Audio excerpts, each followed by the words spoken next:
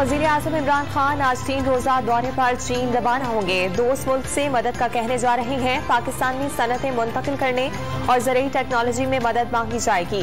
वफाकी वज़रा शौकत तरीन, असद उमर और रज़ाक दाऊद ने दौरा अहम करार दे दिया। IMF कर्ज की किस्त जारी होने से मुआशी इस्तेहकाम की उम्मीद का इजहार।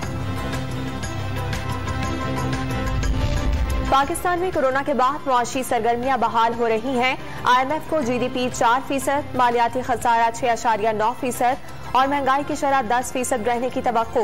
बिजली की कीमतों में मजीद इजाफा और इनकम टैक्स की शरह बढ़ाने पर जोर।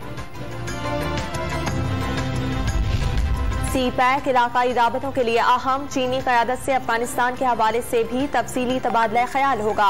अमरीकी अफवाज के इनखला के बाद पुरअमन और मुस्तहकम अफगानिस्तान पाकिस्तान के लिए इंतहाई अहम है। मुशीर कौमी सलामती डॉक्टर मोईद यूसुफ का बयान। वजीर इत्तलात सईद गनी पर जराइम की सरपरस्ती का इल्जाम। Opposition leader Haleem Adil Sheikh Sindh high court पहुंच गए। SSP डॉक्टर रिजवान की रिपोर्ट पर JIT बनाने की दरखास्त।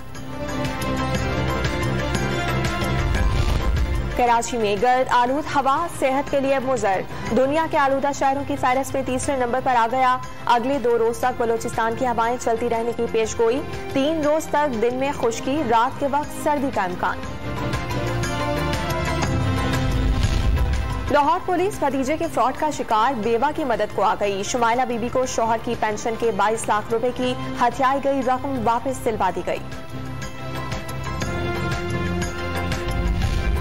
और PSL के लाहौर मरहले के लिए स्टेडियम में 50% स्ट्राइकिंग की इजाजत तलब।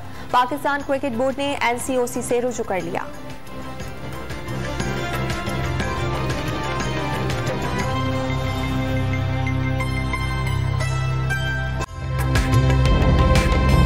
ताज़ा तरीन वीडियोस के लिए हमारा YouTube चैनल सब्सक्राइब करके बेल आइकन प्रेस करिए ताकि आपको मिले हर अपडेट सबसे पहले।